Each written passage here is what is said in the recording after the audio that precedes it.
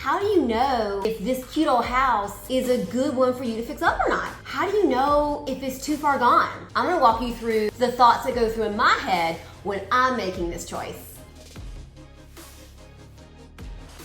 First, you gotta think about, why do you wanna do this at all? Like, what's your purpose? Is it that you think you can make some money on the side and you wanna rent it, or you wanna sell it? Is this one you wanna live in and make it your dream home? Is it that this is some museum house and you think it needs to be preserved? You just gotta think about your purpose. My purpose is, I wanna save all the old houses. You got two types of houses. So on the one hand, you've got the kind that was, fairly maintained over the years. Maybe it needs some paint, maybe it needs to fix that leaky faucet, stuff like that. Then you have the ones that have been completely neglected. No maintenance whatsoever. Basically, the ones that people go, that's a dump, that's a tear down.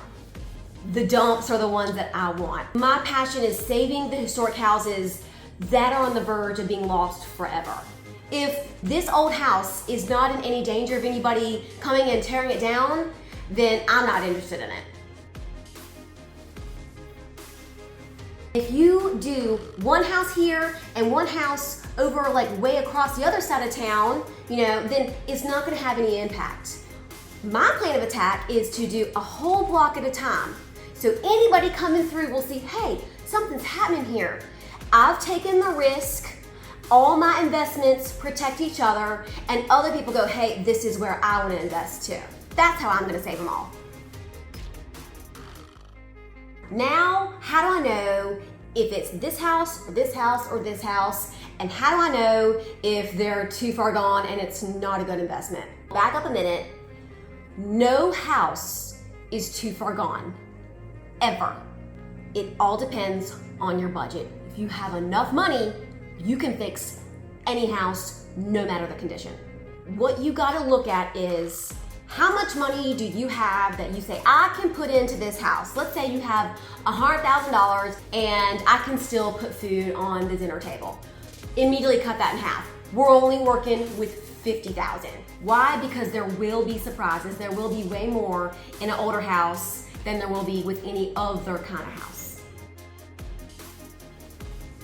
Since I only choose the total dump tear down houses, right from the get-go, I assume all my big ticket items are gonna have to be replaced. Your HVAC, your plumbing, electrical, roof, kitchens, and bathrooms. I assume they're all bad and that's immediately in my budget. All that aside, there are some things that I see that are red flags when I walk into a house. Number one, if I see that there's already been some upgrades, that is a red flag. First off, I never trust that anybody else did it right. And I know the price that I'm gonna pay is gonna be including their junky upgrades that may or may not be to code. They may or may not be safe. They may have spliced in good wires with bad wires, and I'm not paying for that, and then I have to pay again to rip it all out and do it again. Now that would not necessarily make me walk away, but it's definitely something to note in everything else that you're seeing. I want to look for more repairs that might be hidden that I can decide if they were done right or wrong, if I want to leave them or keep going. There have been people that have told me, if you see knob and tube wiring, you need to walk away immediately, it's done. Well, I already know that I'm going to tear it all out anyway, so whatever. Now, are there cases where it's okay to leave it? Some people do leave it, they say it's fine. It's not worth the risk for me, so I tear it all out. Same thing for plumbing. These older houses, they use galvanized pipes. Now, yeah, you might be able to turn on the faucet and some water comes out. It doesn't mean that it's any good. It doesn't mean you've got another 100 years of lifespan. You might have another 5 years with it. I tear it all out, put brand new pipes in there, and then you know you're good for at least, I don't know, how long's the lifespan of pets? I don't know. The next thing I'm looking for is water intrusion. Because if water's coming in, it's softening that wood and you get a lot of rot you have to replace, and you may also have termites. Number one where you want to look is the roof. Okay, you don't have to like climb on top of it, although that helps. You want to try to get into the attic. I know it's scary, but I promise it's fun. You want to look up in the attic and see any wet spots or places on where you're walking if it looks like it has been wet before. Then what you want to do is take a look at your chimneys. If you're up in the attic, look where the chimney comes through and breaks through that roof and see if there's any wet stuff there. But also go inside the house. Where there's a fireplace, look up at the ceiling around it, because that will show you if there's any old wet spots where water has been coming in, because the flashing against the roof and the chimney has failed. Another place is the eaves. That is where your roof comes down, and then you get that wood where it like meets your house, right? Right in there is your eave, and you get a lot of rot right there because of leaves backing up or ice dams if you live up north. So that's a big area. We're gonna see a lot of rot and water intrusion, so check those out carefully. Another area is windows. Underneath where the window is, go inside, and underneath the windowsill, that little bit of wall, a lot of times you'll see water damage there, and that lets you know water's getting in at the windows. And now the biggie is kitchens and bathrooms. Because if you have those old pipes, a lot of times you get water backups. And so water has gotten underneath the sink, underneath the toilet, overflowed the tub, and it's rotted away the floors and sometimes even the joists underneath it. That's scary. What you do is you go carefully into these rooms and you step and push and see if it feels soft. That lets you know that even if there's newer floor on top of it, it's soft underneath and there's water damage. Pro tip, it's always the toilet. It is always the toilet. Do you know how many houses I've gone into where I'm like, if somebody sat on that toilet, they'd be down in the ground because it would not hold you up.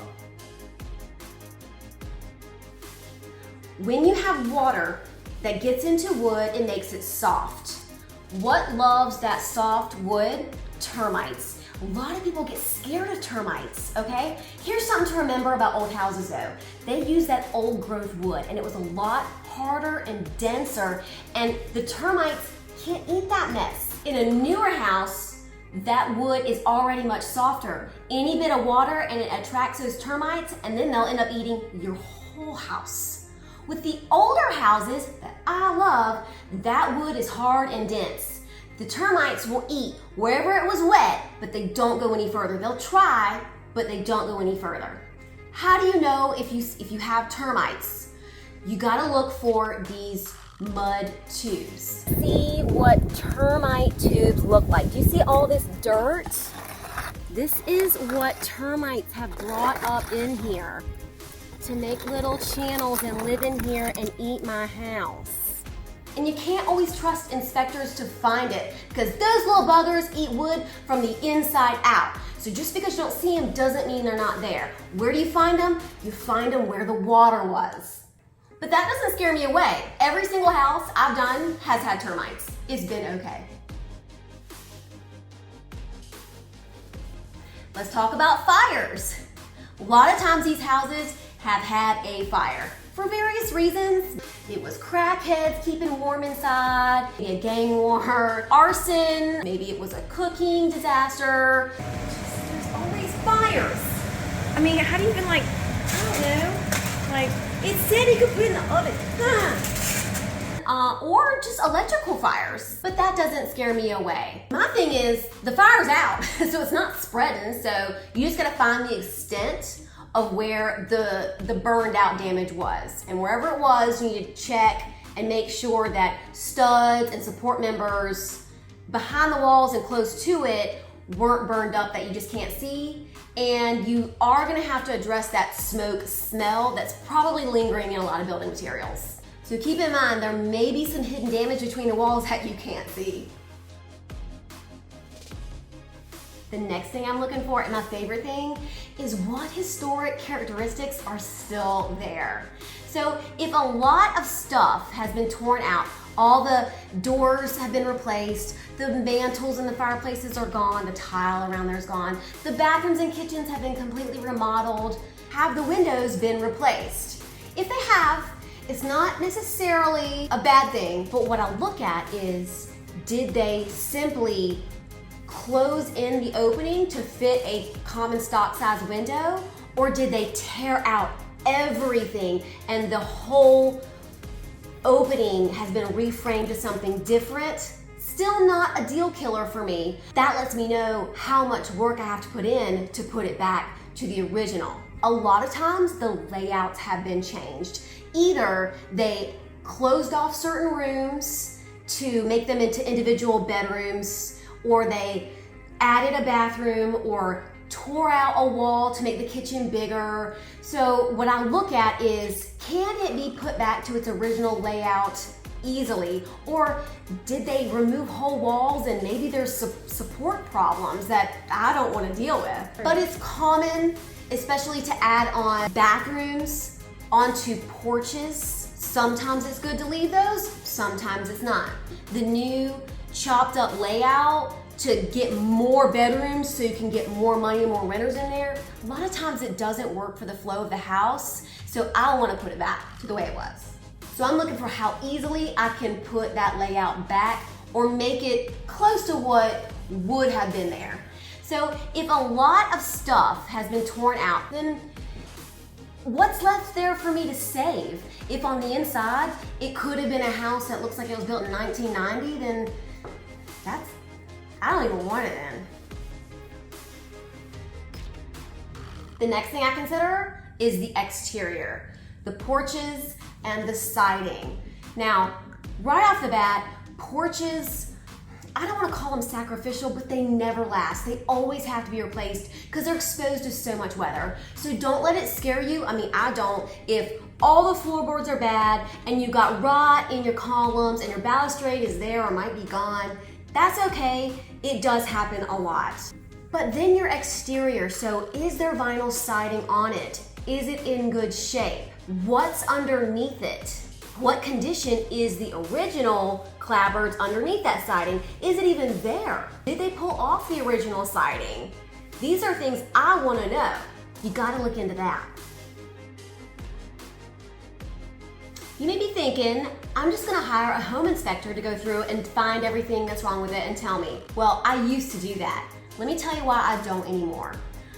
I have been burned so many times by things that inspectors miss. In one case, the guy said, well, I'm kind of a fat guy and I can't fit under the house, but I think underneath in that room is probably okay. All right. I had another one that said, yep, there's 0 termites in here. Actually, they all said there's no termites, but they all had termites. I don't use inspectors anymore, but that's me. If you're new at this, I would, maybe you want to get one.